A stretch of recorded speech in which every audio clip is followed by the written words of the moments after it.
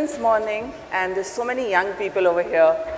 I'm so energized to listen to the talks that are happening, and I'm so happy to see youngsters and young girls especially taking lead in technology. Today I'll tell you a story. I'll tell you stories of the villages and how I'm hoping that in a few years we would have kids, especially girls, coming and taking a few chairs over here along with all of you. So let me tell you a story. 2008, Jodhpur, September. We had set up our own schools. So this picture is a recent picture. Bharti Airtel Foundation, we had set up schools in rural parts of the country. Our philosophy was that before we start impacting education at a national level, let's first learn what does it mean to give education in difficult parts, rural parts of the country. 2008, belonging to the Bharti group, we obviously took desktops, computers, 4 or 5 computers into each of our rural schools. Computers landed, they were installed. First day, teachers were trained, and there was this huge excitement in the schools. I get a phone call, and a very interesting phone call, that the community wants to look at the computers. Because they've heard the word computers, they do not know what they look like. So I said, of course, let them come and have a look. And I received photographs the next day. So our schools, you can see a window over there, so we have beautifully ventilated, a lot of windows, there'll be some more photographs. And I actually saw a huge queue of at least 200 villagers peeping through the windows to look at what computers look like. That's 2008. And today I'll share some of the stories with you. Our kids are taking part in robotic competitions and winning against some of the privileged schools of the country. I'll take you through that story. What happened in 2010, these are our schools. These are our village schools. We debated a lot. Being Bharti group, we could have really made these buildings modern, right? But we felt that our school buildings have to be welcoming and comfortable for poor children and poor parents. Do you remember, at least some of you, there is, when you first time enter a 5-star hotel or a 7-star hotel, your heart beats a little, right? We didn't want that to happen to underprivileged parents. We made sure that our buildings, they're hut-like, they're full of energy, they're vibrant, they're well ventilated, and they're so welcoming. So what happened in 2010 was, Airtel was upgrading their entire laptop system. So suddenly, there were hundreds of laptops available for us. We had 50% of our head teachers women, very good ratio, right? And we took those laptops from Airtel and we gave those laptops to our head teachers. And we also shifted to an MIS system. Imagine the impact in a village. A woman leader entering a school with a laptop. Imagine the kind of changes we brought about in how in villages, the villagers were looking at women in job and women in leadership. So let me tell you the story now. These are our schools. We have 173 schools. At any point of time, there are 40,000 children, of which 50% are girl children. An achievement for us. We work in the states of Rajasthan, UP, Haryana. Today, mindsets have changed. When we started our schools, yes, we had to go house to house. We had to make sure that girls come into our schools. Today, that's not a problem because we've been in these villages now for over 16 years. So when we were looking at technology, from the initial years itself, of course, in the villages, there are challenges of infrastructure. Today, electricity condition has improved. Today, internet is much, much better. But those were some of the challenges we faced. We also faced the challenges of theft. You take a computer into the school and, and then the theft would happen. There were challenges of training rural teachers on how to use technology. It's not that we have overcome it even today. To change those mindsets, to get them comfortable with technology, to make them use technology in a very integrated and seamless manner into day-to-day teaching is something that is yet to be achieved, especially in rural India. So that's an effort we make continuously. So these are some of the challenges. What you're seeing is some of the recent photographs of our schools. I think most of you can recognize that's a robotic lab that is present in one of our schools. It's a model that our kids have made. So what we did, I'm sorry, this is a little crowded slide. We looked at 3 pockets. One was, how do we use technology inside schools? Can we bring in technology and make sure technology is being used for education outside our schools as well?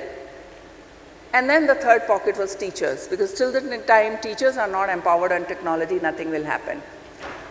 Now we operated on a little low-cost model, because anything, if you want to achieve something in our country, you have to make it low-cost and easy to implement. So we started with what you see over here. Of course, we sent in 4 or 5 machines as a computer lab so that children would have hands-on experience. That is what we call digital classroom. So there's a smart TV and teachers use phone. Our academic team picks up which are the different YouTube videos or content that they have to use. Our digital classrooms actually changed the way classes were running, and it was a very, very low-cost model.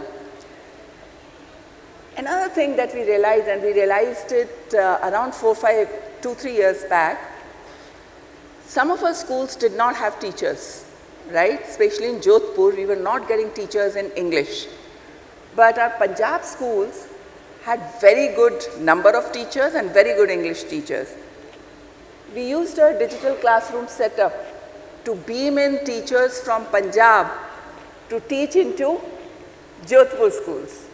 So we actually use technology to make sure that teacher vacancy actually does not hamper the studies of children. We did something very interesting outside of school.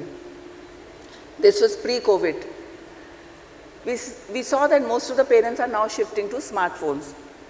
Our children come from underprivileged section, but now there are very cheap smartphones also available. Amit is sitting with me. He led this entire initiative. We actually identified some of the free-to-use apps. There's Khan Academy, there's Tic Tac, Chimple, very interesting apps which are free to use for children. And we started doing something that we call mobile PTM. So we would ask the parents to come with their mobile phones. Our teachers would actually train them, download the apps, tell them how to use it, and every week then they would send them a WhatsApp saying, for this week, this is what your child should do at home. So our children who cannot afford tuition teachers at home suddenly had a support at home where they could go back, study, revise, and learn better. So we actually use technology. We focus on low-cost models. We've looked at processes which are simple to replicate and easier to scale up. So during COVID, we were working with government schools as well. We took the same process into government schools. And government teachers actually, we had to train them quite a lot. They actually saw the needle move. That children, when they came back after COVID, especially in the schools where Bharati Foundation was operating, the learning levels were not as bad as compared to rest of the schools. I'll talk about teachers later because there's a special section that I have brought in. These are rural schools. Can you see that's digital classrooms, that's robotic lab again. This is what the mobile PTM is. You can see one of our teacher actually training the parent on how to use an app. This is the virtual teaching that I talked about, where Punjab teachers actually beamed into our Jodhpur schools. So today we make sure any school does not have a teacher from a different school beams into our schools. Teacher training is a big part of all our work. You know another thing that we're doing? All of us are so lucky. We're sitting in cities. Our kids are being brought up in cities. They have such good exposure. Our village children don't have that exposure. We've used a digital classroom. What you're seeing is that's Indigo Airlines There are air hostesses and there are other staff. They came and talked about how to become an air hostess. We bring in professionals from various sectors to come and talk to our kids. This is how their awareness and their general knowledge becomes much better. You get connected to the world. We did this in government schools as well. We started IT innovation clubs. Kids, they're extremely intelligent kids. I think it's just a matter of opportunity and exposure.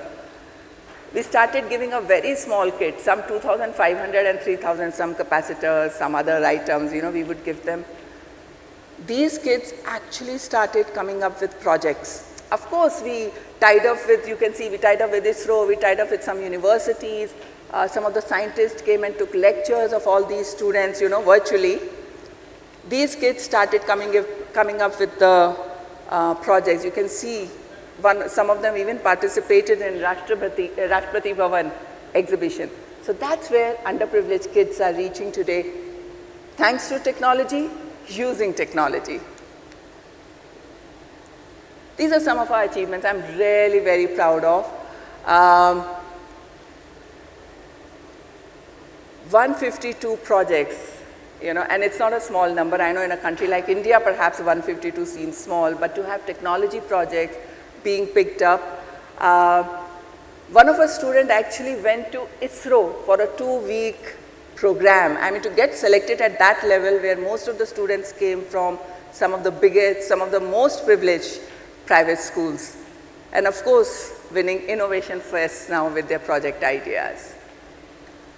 What has been the impact of technology? We're seeing it amongst our alumni as well. They're passing out of our schools. They're using technology to start their businesses and to grow their businesses. Our girls are in STEM. They're winning awards. They're taking lead. One of the girls, we have an office in Gurgaon, Airtel. Right across the street, she works in an office as a digital designer. I'm so proud of her. That's the first time she ever traveled outside her village. So this has been the feedback of bringing in technology into schools. I think now even government schools are doing very progressive work in technology. And technology is something, my hope is that technology actually removes the gap and the barrier that village-based children and city-based children, the kind of exposure that city-based children get, village-based children don't get. And technology can play a very, very big role there. Now I'll talk about, I have 7 more minutes. In another 4-5 minutes, I'll talk about another very ambitious project Bharti Airtel Foundation has taken up. It's still in a budding stage, but I'm very happy to share it with you. So while working in rural India and while working with not only government teachers, but also budget private schools, these are those small schools in small towns and villages, we realized that teachers are not fully empowered and they do not have right kind of tools to deliver quality education. Now when you go to teachers, most of the teachers said that we are terribly busy, there's so much of work, we have to check notebooks, we have to prepare lesson plans. But all of them talked of 3 problems. They said, first, there's so much of material, we're being told to go and attend trainings, but that's not quality content that we are receiving. Is this content actually solving the problem that I face in the classroom? It is not relevant. How many of the people are even coming and talking to us to find out what is the problem we are facing? So the quality of content was one demand that most teachers had. Second, they said we need a lot of help in the classroom. We have to search, we have to spend time making things. Can you help us in our classrooms? Can you support us in our classrooms? And third, teaching is a very lonely job. You're in a classroom with 30-odd children. They needed mentorship. And in a class, in a school, one is English teacher, another is maths teacher. A maths teacher cannot mentor per se an English teacher. They said, we need a safe space where we can connect with senior teachers and learn from them. So Bharti Airtel Foundation, given that over last 20 years now, we've been only working in rural India, there's a lot of field tested processes, there's a lot of understanding we have of education. We have now created an app called the Teacher App. It will be formally launched somewhere in June and July. We're changing, new UX UI is being made. So we started, we put in almost 200 hours of content over there already. We have very high quality content. And we thought we'll first use this app only with our teachers. So our school teachers and the government teachers with whom we are working. That was a sum total of 15,000 teachers. We started the app, we only talked to our teachers, but today, I mean within 6-8 months, we have 35,000 teachers who've joined the app. The word of mouth is spreading, which gives us a lot of reassurance that the work that we're doing is actually talking to teachers. So we made sure that teachers get involved from conceptualizing the courses. Teachers actually make a demand. I have this as a problem. Can you make a course to solve this problem? And new age demand, please make all the training courses small. So our training courses sometimes even range from 3 minutes to 10 minutes. So this is a new project that we're doing. What you're seeing rating is we went to the field, of course, because teachers have even contributed in creating this app. And it is my hope that, and I must talk about this, no project is successful. I think one of our earlier speakers also talked about this. No project is, or no initiative is successful till you have partners. And given Bharti Airtel Foundation's vision, everything that we do is available absolutely free of cost for anybody who want to access it. See the number of organizations and individuals who have joined us. Each organization has contributed their content or their time free of cost to the app that Bharti Foundation is building. And we're hoping that this app would actually change the way teachers are teaching in their classrooms, would have a deep impact on quality of education. This one teacher, Sakshi, from Bihar, she has actually finished 45 courses on her app, and she is not part of our ecosystem. Bharti Airtel Foundation is right now not operating in Bihar. I mean, this is one teacher I plan to meet. Maybe I'll go to Bihar and meet her or call her to Gurgaon. So just see the hunger for learning. Only thing that our teachers need is very relevant and good quality content. And with this, I would end my presentation. There are 3 focus areas for anybody. I was very happy to listen to the morning presentations on use of AI. Our app would use generative AI to monitor how teachers, what is it that teachers are liking, what is it that teachers are not liking. We'll make it very engaging. We'll respond very quickly to what the teacher's needs are, because we have single mission to make sure that technology and a low cost or no cost solution actually helps to change the quality of education that is being delivered. And this is what I truly believe in. The real success of any technology would only be if it crosses this frontier of cities and reaches underprivileged children, reaches villages, to actually transform their lives. Thank you very much. Jai Hind. We'll be able to take 1 or 2 questions. Yeah, one there. Thank you. Hi. So you were talking about virtual PTM and the app that parents are made, like teachers are helping them to download and access it. Just from the perspective in the cities you are operating, like rural areas, and I know there are cheap handsets available now, but still the accessibility of the app in their language, because how many can really, see English as a medium. So does this app is there in vernacular language was my question. So you're very correct. Even though we started, you have 2 parts, accessibility, mobile phone, and as well language question.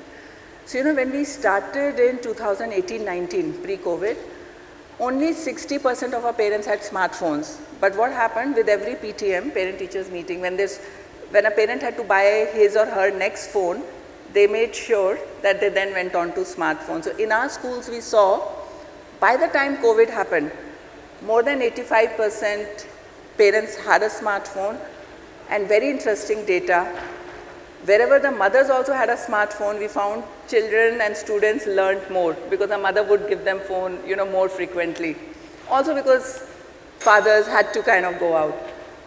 So yes, access remains an issue. There are still those 10-15% students you can't reach, and we will have to look at mediums like radio and perhaps television to reach them. Languages, thankfully, now anybody who's developing content is looking at languages. So no, not all classes, not all subjects. You may have those gaps, definitely. But post-COVID, what has happened is a lot of teachers themselves have created, it may not be very high quality content, but now there is content available in regional languages. But what I meant, thanks for enlightening this as well, but other than content, the app experience for the parent to attend. You may teach them once, but if it's there in the regional language, they can go and easily access it. Is that? So these are two different things. Yeah. Our app is for teachers, not for parents. But in the PTMs, parent-teacher meetings, we were actually telling them the use of YouTube. Because most of these free videos, so even TikTok is a series of videos, right? So there you had to only teach them how to get onto YouTube and how to access a video. But yes, our teachers used to send them a link directly. Today this subject has been taught. These are 2 videos which you must, make the child go through at home. But if ever an app is made, one will have to be very careful to keep it easy for illiterate or not so literate parents. Your point is very valid. Thank you, Mamta.